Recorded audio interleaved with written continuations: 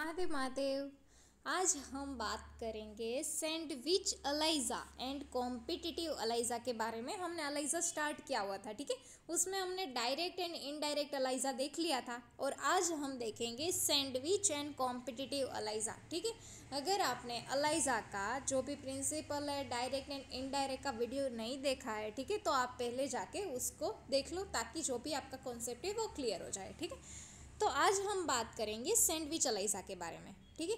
नाम देखो सैंडविच, यहाँ सैंडविच हो रही है लेकिन किसकी हो रही है? सैंडविच। यहाँ एंटीजन की, देखो यहाँ एंटीजन बीच में फंस गया है, दो एंटीबॉडी के बीच में, ठीक है। तो यहाँ हम क्या करेंगे, एक माइक्रोटाइटर वेल लेंगे, ठीक है, और वो होगी प्री कोटेड, ठीक है। फॉर एग्जाम्पल कोई पेशेंट है, ठीक है, ये पेशेंट है, उस पेशेंट के अंदर फॉर एग्जांपल ए एंटीजन मुझे डिटेक्ट करना है, ठीक है। क्या डिटेक्ट करना है? ए एंटीजन प्रेजेंट है या नहीं है, ठीक है। तो मैंने क्या की, एक माइक्रोटाइटर वेल ले ली, ठीक है, और वो प्री कोटेड थी प्राइमरी एंटीबॉडी से, मतलब कि फॉर एग्जांपल ये एंटीबॉडी है, वो ए एंटीबॉडी है, ठीक है। क्यों? क्योंकि ए एंटीजन है वो ए एंटीबॉडी के साथ ही बाइंड करेगा, क्योंकि एंटीजन एंटीबॉडी रिएक्शन वो स्पेसिफिक होता है, ठीक है। तो यहाँ प्री कोटेड एंटीबॉडी वाली मैंने माइक्रोटाइटर वेल ले ली है, ठीक है। ये है ए एंटीबॉडी, ठीक है।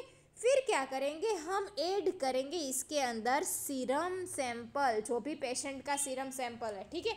तो अगर सीरम सैंपल में ए एंटीजन प्रेजेंट होगा, ठीक है, तो वो क्या करेगा, बाइंड कर जाएगा इसके साथ, ठीक है। क्या कर जाएगा, बाइंड कर जाएगा ए एंटीजन। फिर हम उसको वॉश आउट करेंगे ताकि जो भी फ्री एंटीजन यहाँ उधर इधर उधर अगर प्रेजेंट है, ठीक है, तो वो रिमूव हो जाए, ठीक है। इतना आपको समझ में आ गया। फिर वॉश कर दिया हमने तो आपको कुछ इस तरह से दिखाई देगा, ठीक है। अब आपको ऐड करनी है सेकेंडरी एंटीबॉडी, ठीक है। सेकेंडरी एंटीबॉडी है वो भी ए एंटीबॉडी ही है, लेकिन हमने उस एंटीबॉडी के साथ एंजाइम लिंक किया हुआ है, ठीक है, ताकि वो एंटीजन के साथ बाइंड कर सके, ठीक है। तो हमने क्या किया था, पहले एक माइक्रोटाइटर वेल ले ली थी, वो प्री कोटेड थी कोई स्पेसिफिक ए एंटीबॉडी के साथ। मैं ये एग्जांपल दे रही हूँ, ठीक है। फॉर एग्जांपल ए एंटीबॉडी, क्यों हमें डिटेक्ट करना है ए एंटीजन? अगर सीरम सैंपल में A antigen for example present है, ठीक है, तो वो इस तरह से बाइंड कर जाएगा। फिर हम वॉश करेंगे ताकि अनबाउंड एंटीजन हो वो वॉश हो जाए, ठीक है। फिर हम ऐड करेंगे सेकेंडरी एंटीबॉडी, ठीक है। सेकेंडरी एंटीबॉडी हम ऐड करेंगे तो वो भी इस एंटीजन के साथ बाइंड कर जाएगी, तो आपको कुछ इस तरह से सैंडविच जैसा स्ट्रक्चर देखने को मिलेगा, ठीक है। फिर क्या होगा, फिर आपको वॉशिंग करना है ताकि जो भी अनबाउंड एंजाइम लिंक्ड एंटीबॉडी हो, ठीक है, वो रिमूव हो जाए।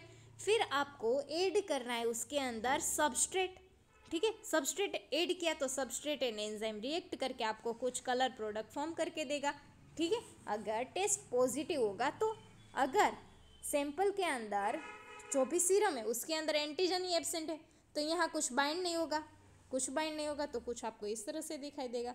ये वेल है, ठीक है, और ये थी एंटीबॉडी, ठीक है। यहाँ एंटीजन प्रेजेंट नहीं है। फिर हमने ऐड की सेकेंडरी एंटीबॉडी, तो ये किसके साथ बाइंड होगी? सेकेंडरी एंटीबॉडी थोड़ी प्राइमरी एंटीबॉडी से बाइंड करेगी, नहीं करेगी। हम वॉश करेंगे तो सेकेंडरी एंटीबॉडी भी रिमूव हो जाएगी, ठीक है। हम सबस्ट्रेट ऐड करेंगे तो हमें कुछ कलर प्रोडक्ट फॉर्म करके नहीं देगा, ठीक है। ये था सैंडविच अलाइजा, समझ में आ गया आपको? तो detects the antigen in test serum, मतलब कि पेशेंट के सीरम के अंदर एंटीजन प्रेजेंट है या नहीं है, वो अगर हमें डिटेक्ट करना है तो सैंडविच अलाइजा से हम कर सकते हैं। It's so named because the antigen gets sandwiched between capture antibody and detector antibody. Detector antibody हम किसे कहेंगे? जो भी एंजाइम लिंक्ड है, ठीक है, और कैप्चर एंटीबॉडी जो पहले से ही प्री कोटेड है, ठीक है। तो यहाँ सैंडविच किसकी हो रही है? एंटीजन की। क्यों? हमने पहले से प्री कोटेड एंटीबॉडी लगा के रख दी थी, यहाँ पर आप देखो, ठीक है। फिर हमने टेस्ट सीरम ऐड किया तो वहाँ एंटीजन प्रेजेंट होगा तो वो उसके साथ बाइंड कर जाएगा, ठीक है। फिर हमने सेकेंडरी एंटीबॉडी ऐड की, ठीक है। फिर एक प्रोसीजर, आपको क्या करना है, माइक्रोटाइटर वेल लेनी है, वो प्री कोटेड होनी चाहिए, ठीक है, कोई भी कैप्चर एंटीबॉडी के साथ। जो भी आपको एंटीजन डिटेक्ट करना है उसके अगेंस्ट की एंटीबॉडी होनी चाहिए। तो test serum is added to the well, आपको क्या करना है, फिर सीरम आपको ऐड करना है। एंटीजन है वो क्या कर जाएगा, अटैच कर जाएगा जो भी कैप्चर्ड एंटीबॉडी प्रेजेंट थी माइक्रोटाइटर वेल के अंदर, ठीक है। फिर क्या करना है, आपको वॉश करना है ताकि जो भी अनबाउंड है, ठीक है, वो रिमूव हो जाए। फिर आपको ऐड करना है डिटेक्टर एंटीबॉडी, ठीक है। डिटेक्टर एंटीबॉडी भी क्या करेगा, वही एंटीजन के साथ बाइंड कर जाएगा, ठीक है। ये पहली कैप्चर एंटीबॉडी थी, उसके साथ एंटीजन बाइंड क्या होता, हमने सेकेंडरी एंटीबॉडी ऐड कर दी तो वो भी इसके साथ बाइंड कर दिया, ठीक है। फिर आपको वॉश करना है, वॉश करोगे तो जो भी अनबाउंड एंटीबॉडी थी वो रिमूव हो जाएगी, ठीक है। और फिर आपको ऐड करना है सबस्ट्रेट क्रोमोसोम सिस्टम, ठीक है। अगर एंटीजन प्रेजेंट होगा तो एंजाइम लिंक जो भी सेकेंडरी एंटीबॉडी थी वो बाइंड होगी और सबस्ट्रेट ऐड करेंगे तो आपको कुछ प्रोडक्ट फॉर्म करके मिलेगी, जो भी कलर प्रोडक्ट फॉर्म होगी। तो मतलब कि आपका टेस्ट पॉजिटिव है, मतलब कि पेशेंट के अंदर वो एंटीजन प्रेजेंट है, मतलब कि फॉर एग्जांपल ए एंटीजन हम डिटेक्ट कर रहे थे तो मतलब ए एंटीजन प्रेजेंट है, ठीक है। जितनी ज़्यादा कलर इंटेंसिटी होगी, ठीक है, उतने ज़्यादा एंटीजन प्रेजेंट हो गए। अगर कलर प्रोडक्ट फॉर्म नहीं हो रहा है, ठीक है, तो मतलब कि एंटीजन प्रेजेंट नहीं है, मतलब कि टेस्ट नेगेटिव है, ठीक है। ये था हमारा सैंडविच एलाइजा, ठीक है। अब हम बात करेंगे कॉम्पिटिटिव एलाइजा के बारे में, ठीक है। नाम देखो कॉम्पिटिटिव, मतलब कि यहाँ कॉम्पिटिशन हो रही है, ठीक है। तो किसके बीच में कॉम्पिटिशन यहाँ हो रही है, एंटीजन, ठीक है। प्लेट कोटेड एंटीजन एंड जो भी सैंपल है, ठीक है, उस एंटीजन के साथ यहाँ कॉम्पिटिशन हो रही है। पहले आप देखो, पहले आपको एक ट्यूब लेनी है, ठीक है, और फॉर एग्जांपल ये पेशेंट है, ठीक है। आपको पेशेंट के सैंपल के अंदर एंटीजन प्रेजेंट है या नहीं वो डिटेक्ट करना है। फॉर एग्जांपल ए एंटीजन आपको डिटेक्ट करना है, ठीक है। तो आपको क्या करना है, ए एंटीबॉडी लेनी है, ठीक है। आपको यहाँ ए एंटीबॉडी लेनी है, फिर आपको ऐड करना है पेशेंट का सैंपल, ठीक है। अगर उसके अंदर ए एंटीजन प्रेजेंट हो गए, ठीक है, तो वो इस एंटीबॉडी के साथ बाइंड कर जाएंगे, ठीक है। लेकिन आप याद रखो, यहाँ हम जो भी एंटीबॉडी है ना वो ज़्यादा अमाउंट में लेंगे, ठीक है, ताकि हमें अनबाउंड एंटीबॉडी भी मिले, ठीक है, ताकि अनबाउंड एंटीबॉडी भी रहे। तो यहाँ आप देखो, हमने क्या किया, एक ट्यूब ली पहले, ठीक है, उसके अंदर हमने लार्ज अमाउंट में प्राइमरी एंटीबॉडी ऐड कर दी। जो भी एंटीजन डिटेक्ट करना है उसके अगेंस्ट की एंटीबॉडी ले ली हमने, ठीक है। वो एंजाइम लेबल्ड नहीं है, ठीक है, हमने लार्ज अमाउंट में एंटीबॉडी ले ली। फिर हमने सैंपल ऐड किया, ठीक है। अगर सैंपल में वो एंटीजन प्रेजेंट होगा तो वो क्या कर जाएगा, बाइंड कर जाएगा वो एंटीजन एंटीबॉडी के साथ, ठीक है। तो आपको बाइंड हुआ दिख रहा है और बहुत सारी फ्री एंटीबॉडी भी आपको दिख रही है, ठीक, देखो, ठीक है। अब क्या करना है, अब आपको एक माइक्रोटाइटर वेल लेनी है, ठीक है, और वो कोटेड होनी चाहिए एंटीजन के साथ, ठीक है। जो एंटीजन हमें डिटेक्ट करना है, ठीक है, वही एंटीजन आपको क्या करना है, कोटेड रखना है इस वेल के अंदर। अब जो भी ये सैंपल है, ये मटेरियल है, ठीक है, आपको ये डाल देना है इस वेल के अंदर। क्या करना है, देखो, हमने एक माइक्रोटाइटर वेल ले ली, वो कोटेड थी एंटीजन, जो भी हमें for example A antigen detect करना है तो यहाँ ए एंटीजन कोटेड वेल ले ली।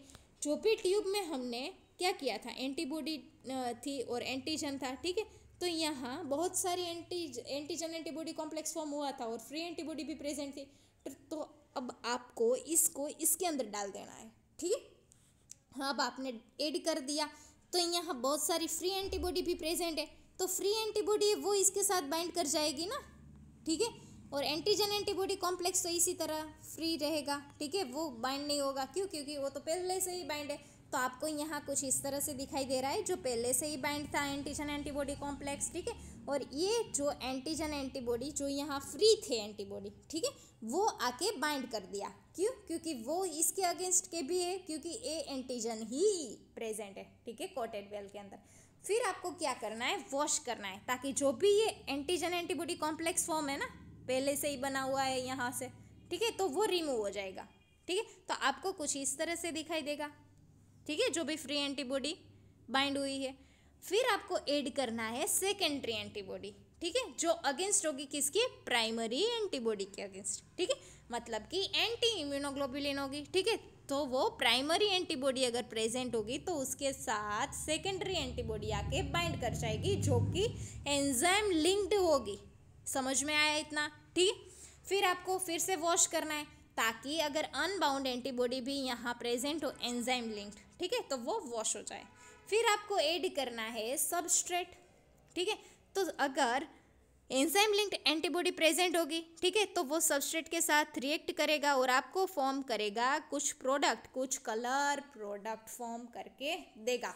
यहाँ देखो, अगर सैंपल एंटीजन अगर ज़्यादा हो गए, अगर सैंपल में एंटीजन ज़्यादा हो गए तो मतलब यहाँ हमने सैंपल ऐड किया हुआ था, अगर उसके अंदर एंटीजन ज़्यादा हो गए तो यहाँ एंटीजन एंटीबॉडी कॉम्प्लेक्स ज़्यादा फॉर्म हो गए, ठीक है। तो उतने फ्री एंटीबॉडी कम हो गए, ठीक है। तो हम यहाँ जब ऐड करेंगे तो फ्री एंटीबॉडी यहाँ आके बाइंड कर रहा है ना, ठीक है। तो सैंपल में अगर एंटीजन ज़्यादा हो गए तो फ्री एंटीबॉडी कम हो गए, तो फ्री एंटीबॉडी यहाँ बाउंड कम होगी, ठीक है।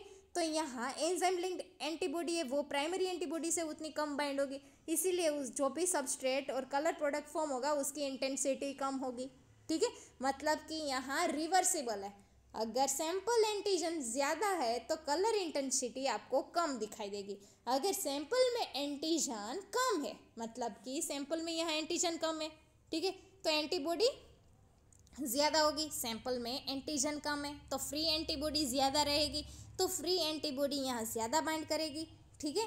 तो यहाँ कलर की इंटेंसिटी है वो क्या होगी, बढ़ जाएगी। समझ में आ रहा है मैं क्या बोल रही हूँ, फिर से मैं बता रही हूँ। देखो, अगर सैंपल में एंटीजन कुछ ज़्यादा है तो एंटीजन एंटीबॉडी कॉम्प्लेक्स ज़्यादा फॉर्म होगा, ठीक है। तो फ्री एंटीबॉडी है वो कम हो जाएगी, तो यहाँ जो भी कलर बनेगा, कलर प्रोडक्ट बनेगा, ठीक है, वो भी क्या होगा, इंटेंसिटी उसकी कम होगी ना। मतलब कि जितना सैंपल में एंटीजन ज़्यादा है उसकी कलर इंटेंसिटी कम होगी, ठीक है। और सैंपल में जितने कम एंटीजन हो गए, ठीक है, उतनी कलर इंटेंसिटी ज़्यादा होगी। ये था हमारा competitive ELISA. So competitive ELISA is so named because antigen in test serum compete with another antigen of the same type coated on the well to bind to the primary antibody। यहाँ क्या हो रहा है, antigen के बीच में competition हो रहा है, ठीक है, और जो भी एंटीजन है जो प्री कोटेड वेल में है, ठीक है, उसके साथ कॉम्पीट हो रहा है। तो यहाँ प्रोसीजर क्या है, प्राइमरी एंटीबॉडी आपको लेनी है, ठीक है, एक ट्यूब के अंदर उसको इंक्यूबेट करना है सीरम सैंपल के साथ ताकि एंटीजन एंटीबॉडी कॉम्प्लेक्स फॉर्म करे। This antigen antibody mixture is then added to the microtiter well. फिर आपको जो भी वो मिक्सचर है, ठीक है, वो उसको आपको ऐड करना है माइक्रोटाइटर वेल के अंदर, जो कि वो प्री कोटेड होगी, किसके साथ, एंटीजन के साथ, ठीक है। Added to the microtiter well pre coated with the same type of antigen. The free antibodies bind to the antigen coated on the well more the test antigen present. मतलब कि test के अंदर अगर antigen ज़्यादा present हो गए in the sample, lesser free antibody मतलब उतनी ही कम एंटीबॉडी फ्री होगी, ठीक है, will be available to bind to the antigen coated on to the well, ठीक है।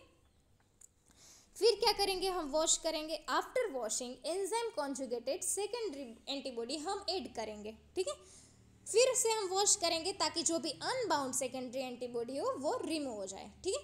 आफ्टर वॉशिंग सबस्ट्रेट क्रोमोजन सिस्टम हम ऐड करेंगे ताकि जो भी सबस्ट्रेट एंजाइम रिएक्ट करके हमें कुछ कलर प्रोडक्ट फॉर्म करके देगा, ठीक है।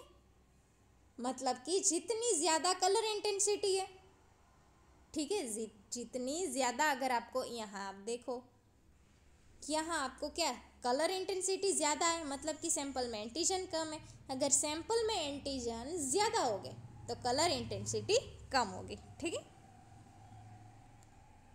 The competitive ELISA can also be used for the detection of antibody in serum। मतलब अगर एंटीबॉडी डिटेक्ट करनी है तब भी हम कर सकते हैं। More so different format of competitive ELISA, ठीक है, और इसके डिफरेंट फॉर्मेट भी है, direct, indirect and sandwich format भी अवेलेबल है, ठीक है।